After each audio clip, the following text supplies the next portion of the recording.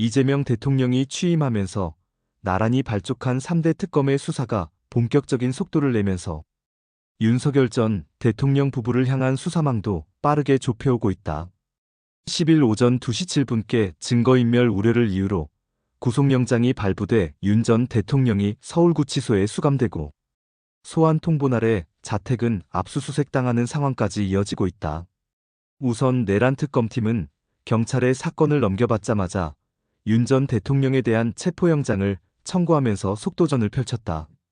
체포영장이 기각된 후 곧장 윤 전 대통령을 고검청사 사무실로 소환해 조사했다.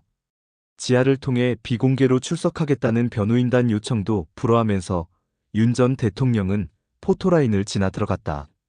두 차례의 조사 이후 특검은 곧장 윤 전 대통령에 대한 구속영장을 청구했고 9일 영장실질 심사가 진행됐다. 그리고 10일 오전 2시 7분께 구속영장이 발부되면서 윤 전 대통령은 구속 취소 4개월여 만에 재구속됐다. 김건희 여사 사건을 들여다보고 있는 민중기 특검팀도 김 여사를 향한 수사에 속도를 내고 있다. 최근에는 김 여사의 집사로 지목된 김혜성 씨에 대한 압수수색 영장을 법원에 청구하기도 했다. 다만 이 영장은 기각됐다. 천공 의혹 사건도 넘겨받은 것으로 알려졌다.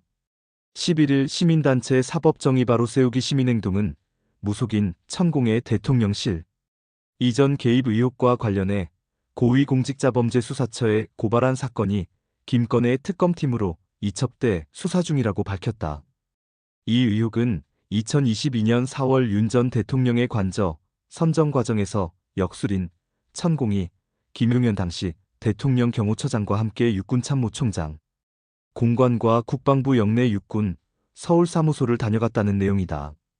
경찰은 국방부를 압수수색하고 육군참모총장 공관에 설치된 폐쇄회로 CCTV 등을 분석한 결과 천공이 대통령 관저 이전에 관여했다는 주장은 사실과 다르다는 결론을 내렸다. 이와 별개로 사세행은 윤 전 대통령 부부와 김 전 차장, 천공을 공무상 비밀누설 및 군사기밀보호법 위반 혐의로 공수처에 고발했다. 이 사건은 지난달 26일 특검팀에 이첩됐다. 최혜병 수사방해 사건 의혹을 수사하는 이명헌 순직해병 특검팀도 이날 윤 전 대통령의 서초동 아크로비스타 사저를 압수수색하며 관련 자료를 확보했다. 윤 전 대통령이 전날 구속되면서 압수수색 당시 사저에는 김 여사 혼자 있었던 것으로 전해졌다. 한편 재구속된 윤 전 대통령은 11일 특검팀의 구속 후 첫 조사에 불응했다. 윤 전 대통령 측 변호인단은 오늘 오전 11시 20분께 구치소 측에서 특검에 윤 전 대통령의 불출석, 사유서 원본을 직접 전달했다 한다고 밝혔다. 윤 전 대통령은 올해 초 내란 등 혐의로 체포 구속됐을 당시에도 수사기관의 출석 요구에 불응한 바 있다. 당시 고위공직자범죄수사처는 3차례에 걸쳐 강제구인과 현장 조사를 시도했지만